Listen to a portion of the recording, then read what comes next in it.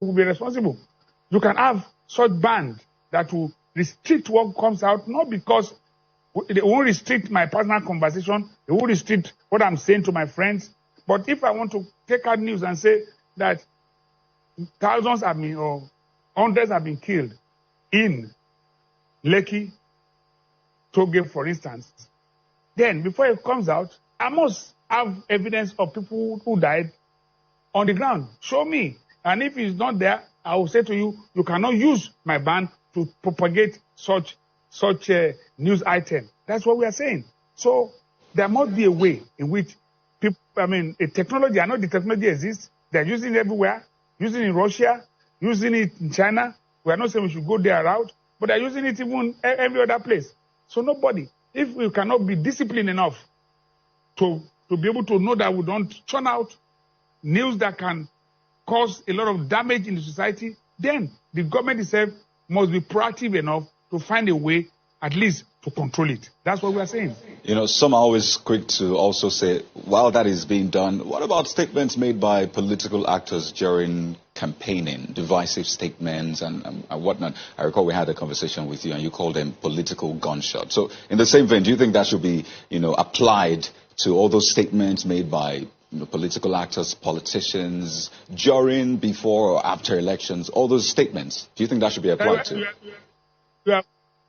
Thank you for that. Luckily, you have not pointed out to where these political gunshots have led to mayhem. Because among politicians, they know themselves. Do you think we take ourselves too seriously? We know what it is when you go on the local government elections.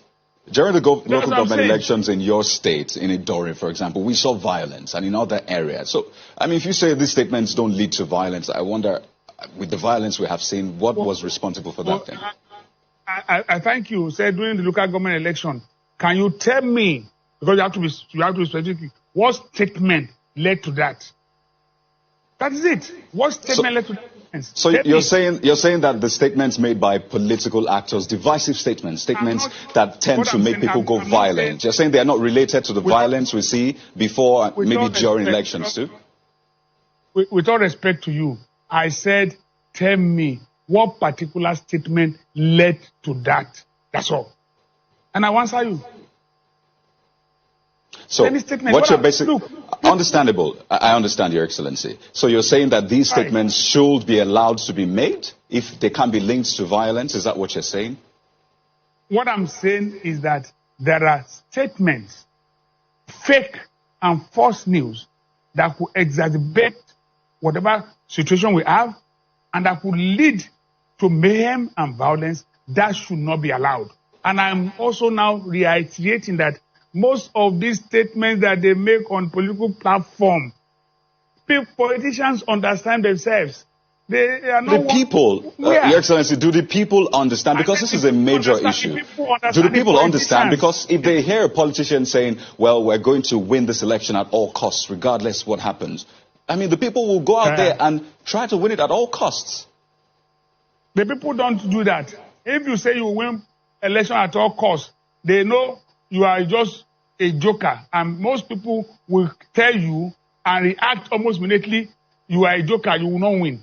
So if I say I will win at all costs, you too say you will be defeated at all costs, and everybody will be quiet. There's nothing, political statement like this, as I said to you, it's just tantrums. It's different from, don't compare this with what happened recently. It's not the same. People did not die. You say you have hundreds who have died. So what are we saying? Are they the same? Are you saying that reaction to the massacre of people is the same thing as saying election will be won at all costs? No, they are not the same. Please let us compartmentalize all these statements. They are, as I said, those ones are political gunshot. You cannot kill anybody, and people don't react to it as such. But when it comes to what we saw recently, it's not an easy thing. You carry somebody that will happen in a film, and you now bring it out on the Facebook and say, oh, we are carrying a dead body. On the person came, oh, this was not a dead body, we acted this film. Is it the same? Seeing dead body and saying this is somebody who was killed? I reacted. So everybody will react, how can they be killing this way until you find out that nobody, not that people were wounded and co, but not that extent.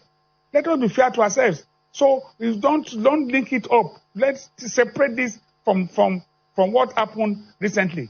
Political gunshots are nothing. Well, a number of people would, hold their opinions on whatever side of the divide they would find themselves. But part of that resolution also included suggesting constitutional role for traditional rulers. Well, a number of people will also remember that that was the system we had, I think, before and even soon after independence. What happened at that time that made that change, and why is it necessary now? Well, the suggestions, from our discussion, the traditional rulers have their constitutional role. I will mention it there. At least they sit on the Security Council of each state. Maybe just one. Maybe we need to increase the number. Those are the issues we are discussing. Maybe representing the Central District sit on the Security Council of each state. Now, others, maybe time has come. If, for instance, we are going to run the community police properly, then maybe, because even at local government, the Security Council too, traditional rulers sit on it. So they have constitutional rules on the issue of security. But there are many more that we can get them involved in. Your Excellency, you also recall